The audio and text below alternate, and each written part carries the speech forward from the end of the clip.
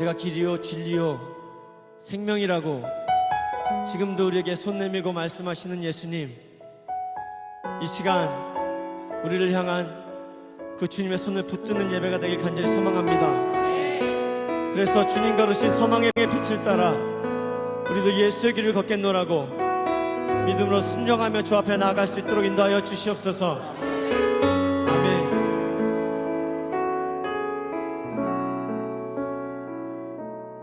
안개 속에서 주님을 보내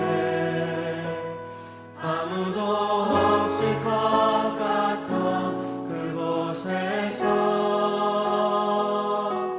손 내미셔서 나를 붙드네 길 잃고 쓰러져가던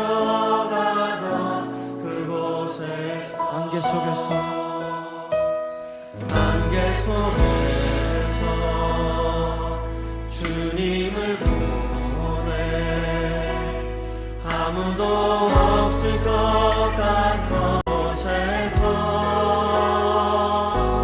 손 내미셔서 나를 붙드네 길 잃고 쓰러져가던 그곳에서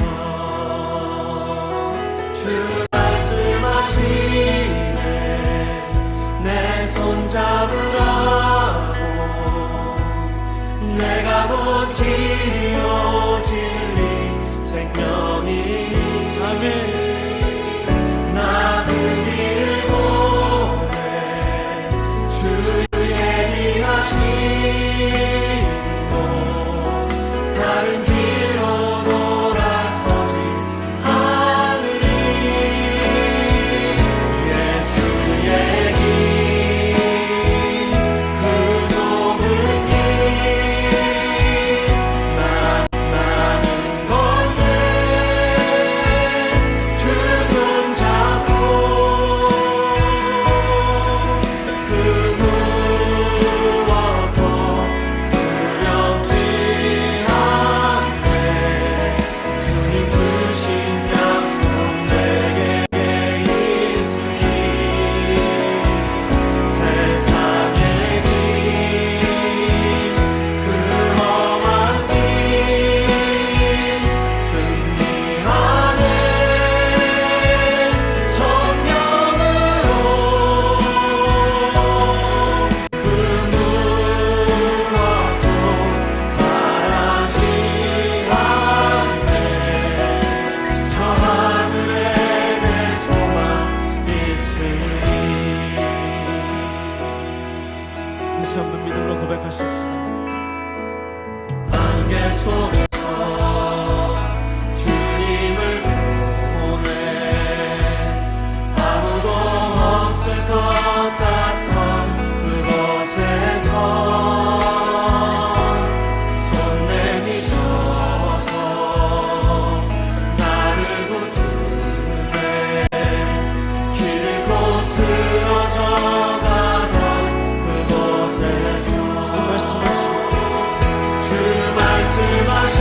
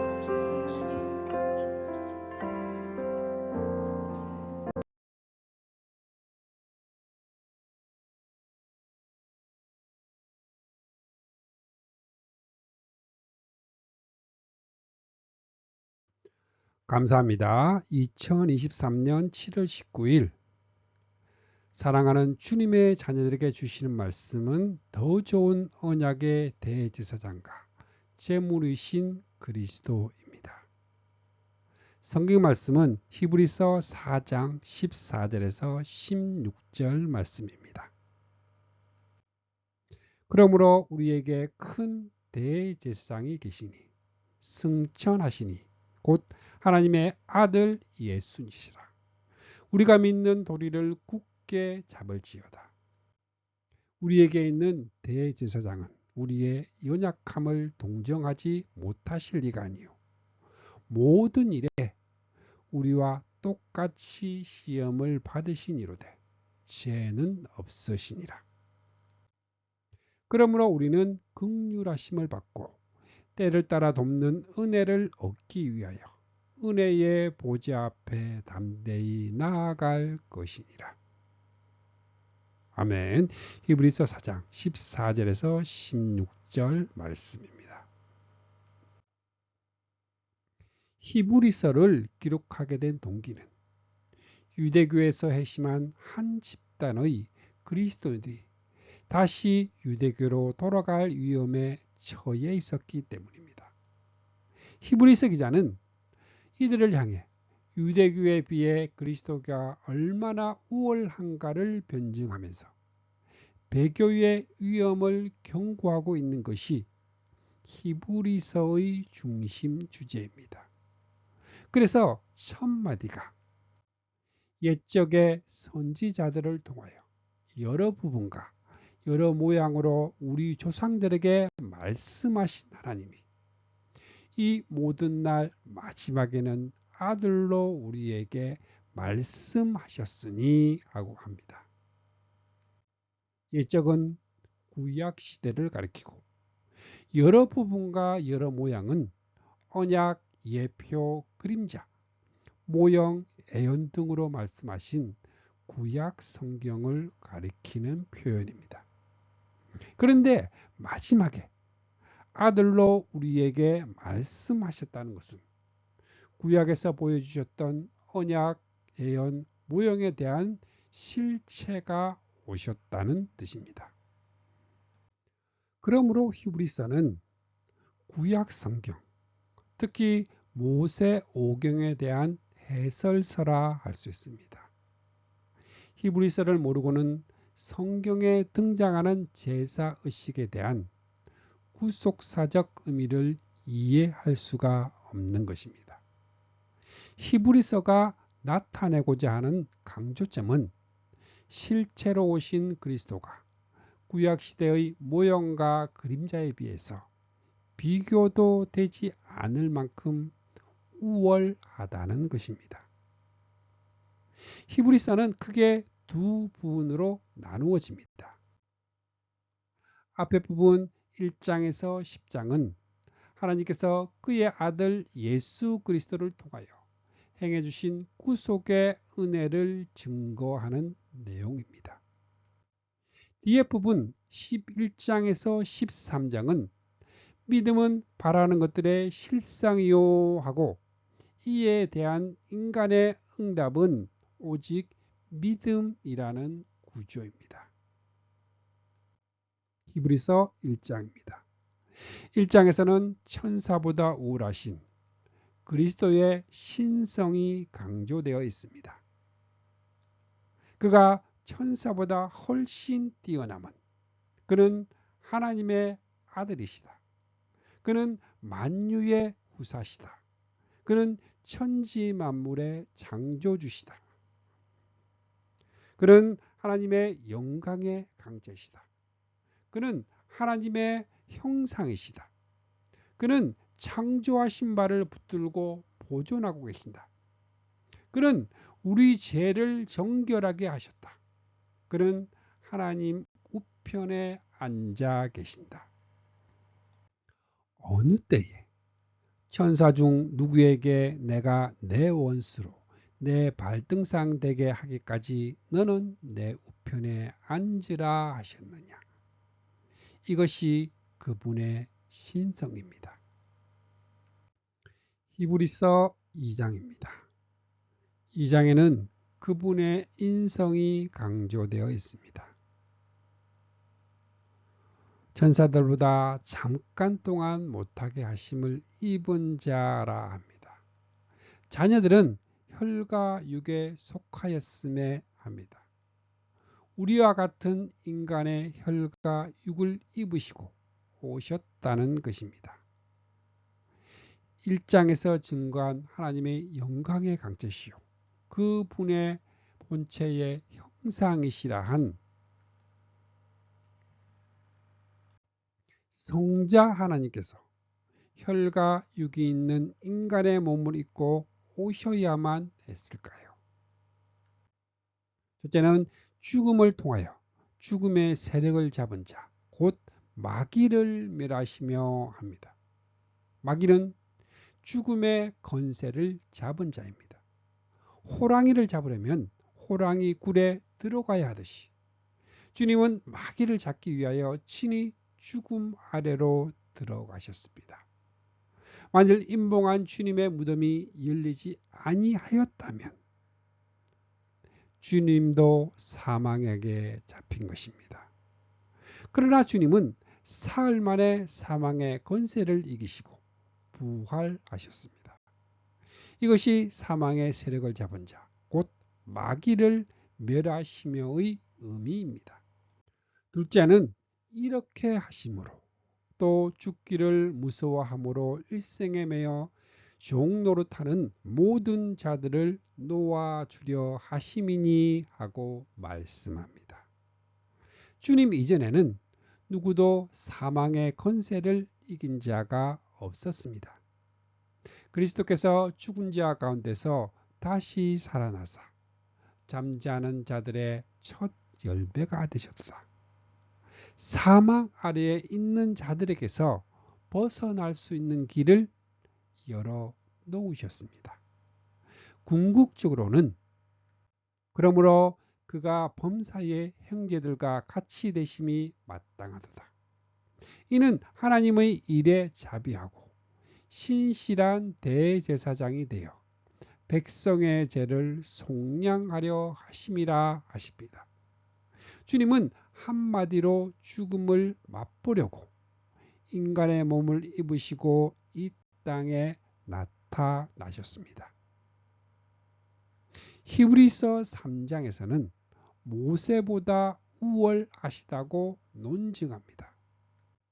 모세는 장래에 말할 것을 증언하기 위하여 하나님의 온 집에서 종으로 신실하였고, 그리스도는 하나님의 집을 맡은 아들로서 그와 같이 하셨으니 충성하였다 증거합니다.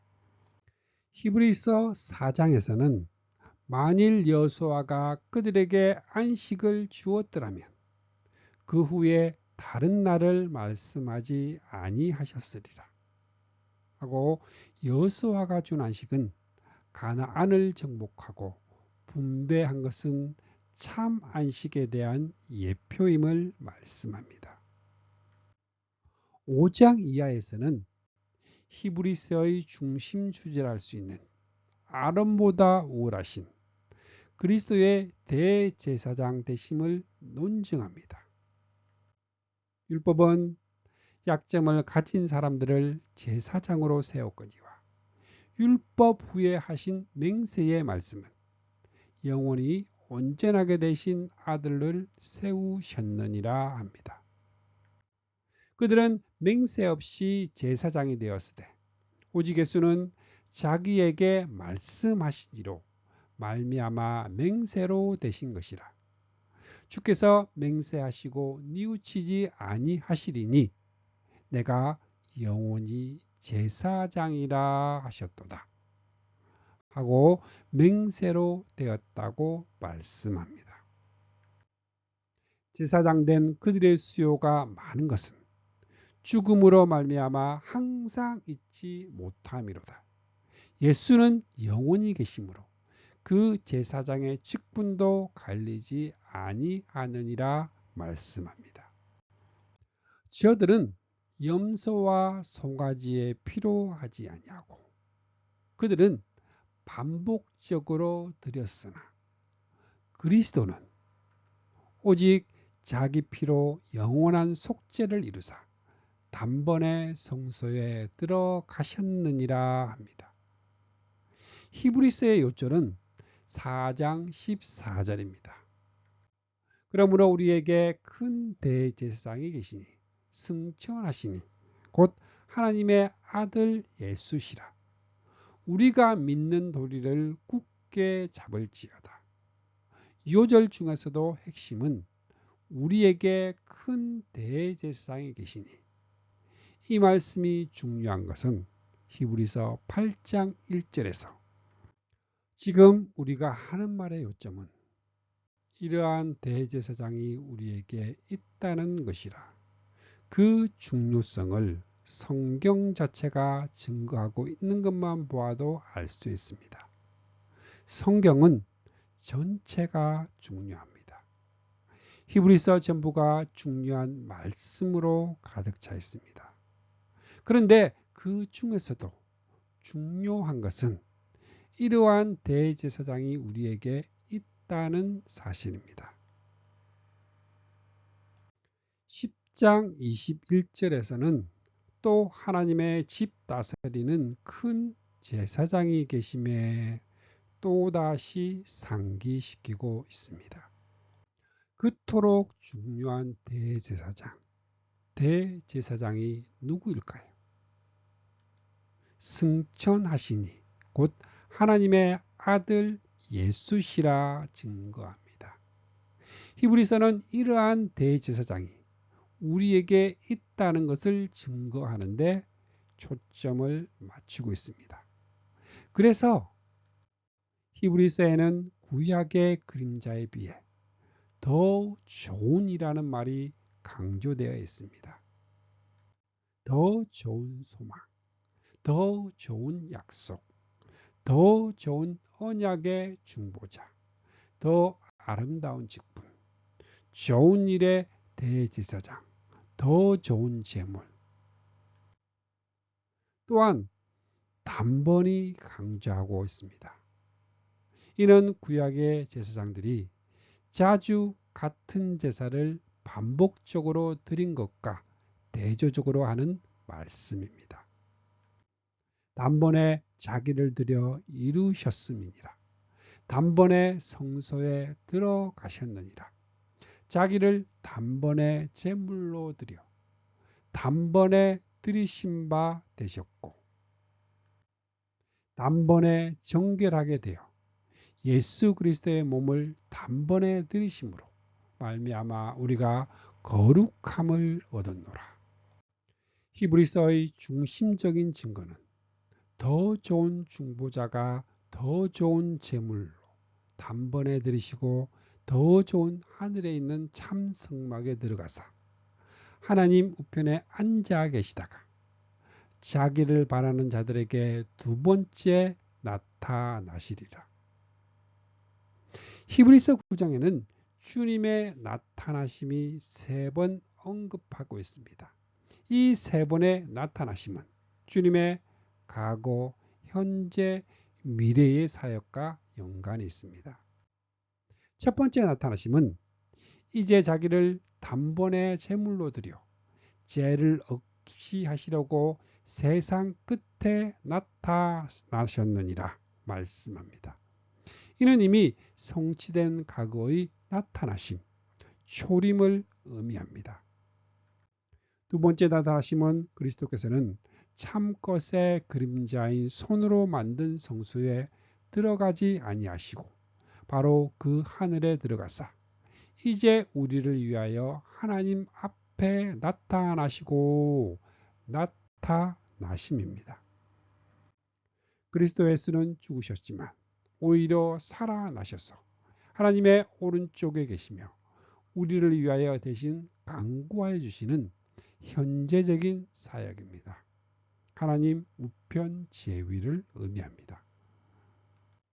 히브리서 7장 25절에서도 그러므로 자기를 힘입어 하나님께 나아가는 자들을 온전히 구원하실 수 있으니 이는 그가 항상 살아계셔서 그들을 위하여 간구하심이라. 그런데 성경은 주님의 부활과 승천을 우리를 위하여라고 말씀합니다. 그것은 주님의 부활로 그를 믿는 자들의 부활이 보장되었고, 주님의 승천으로 우리의 승천의 길이 열렸고, 주님의 영광 받으심 같이 그를 믿는 자들도 영광에 참여하기 때문입니다. 세 번째 나타나심은 구원에 이르게 하기 위하여 죄와 상관없이 자기를 바라는 자들에게 두 번째 나타나시리라. 이는 미래에 있을 재림의 나타나심을 가리킵니다.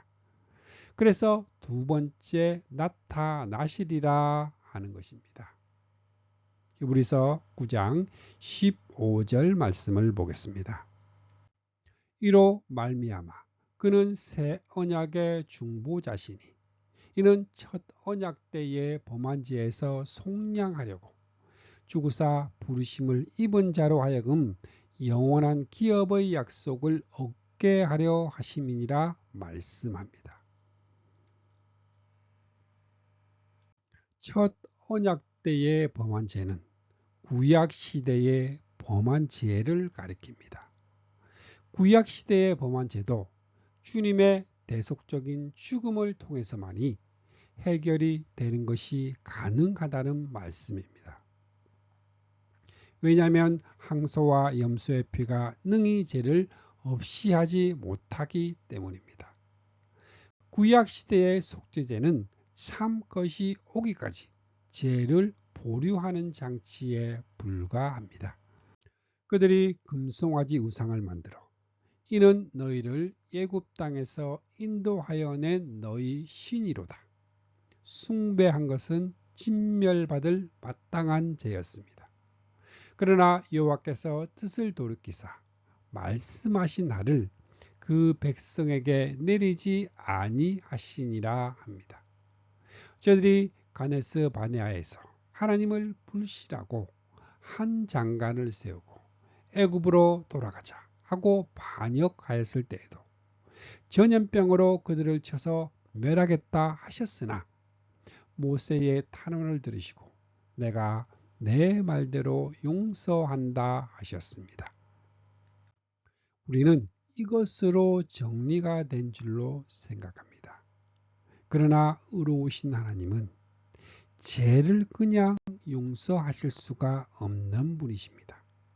그렇다고 항소와 염소의 피로 대속이 되는 것도 아니었습니다. 이 점을 로마서 3장 25절에서는 이 예수를 하나님이 그의 피로써 믿음으로 말미암는 화목제물로 세우셨으니 이는 하나님께서 길이 참으시는 중에 전에 지은 죄를 간과하심으로 자기의 의로우심을 나타내려 하심이라. 간과하심이라. 구약시대는 참고 눈 감아주신 기간이었습니다. 언제까지? 곧 이때에 자기의 의로우심을 나타내사 자기 아들을 대속제물로 갈보리 십자가에 내어 주실 때까지입니다. 그때까지는 저수지에 물이 고이듯이 불의에 대한 하나님의 진노가 쌓이기만 했다는 것입니다. 그 진노를 자기 아들에게 부으심으로 자기의 의로우심을 나타내셨다는 말씀입니다. 그때야 1500년 동안이나 가로막혔던 휘장이 열려졌던 것입니다. 신선하고 새로운 이 생명의 길을 그리스도께서 그 휘장, 곧 당신의 몸을 찢으심으로써 우리에게 열어주셨습니다.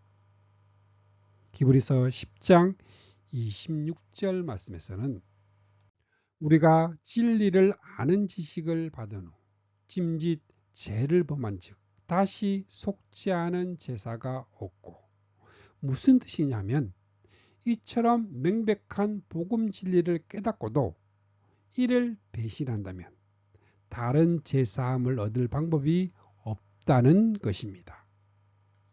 하물며 하나님의 아들을 짓밟고 자기를 거룩하게 한 언약의 피를 부정한 것으로 여기고 은혜의 성령을 욕되게 하는 자가 당연히 받을 형벌은 얼마나 더 무겁겠느냐.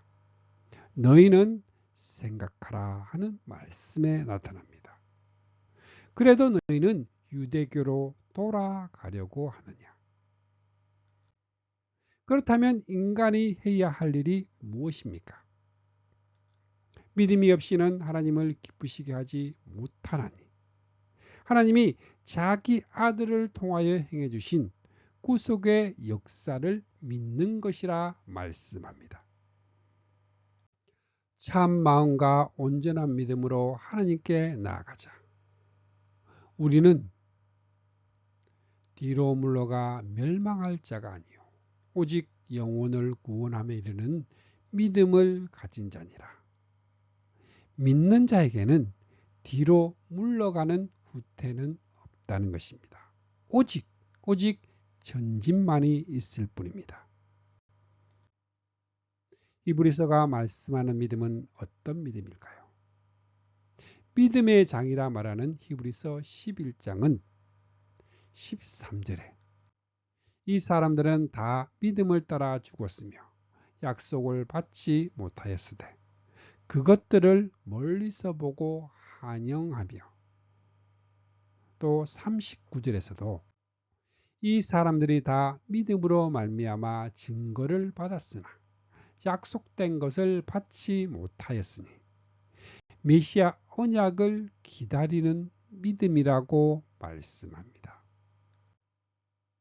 구약의 성도들은 초림의 주님을 기다렸으나 이제 신약의 성도들은 자기를 바라는 자들에게 두 번째 나타나실 재림의 주님을 기다리고 있는 것입니다. 하나님께서는 우리를 위해 신약의 성도들을 위해 보다 더 좋은 것을 준비해 두신 것을 그들에게도 구약의 성도들에게도 주시려고 기다리라고 하셨던 것입니다. 그러므로 우리는 흔들리지 않는 나라를 받으니 감사를 드립시다. 그리하여 경건함과 두려움으로 하나님이 기뻐하시도록 섬기시는 주감사교회 성도님들이 되시기를 축복합니다. 아멘. 다음 주부터는 히브리서의 말씀을 가지고 은혜를 받도록 하겠습니다.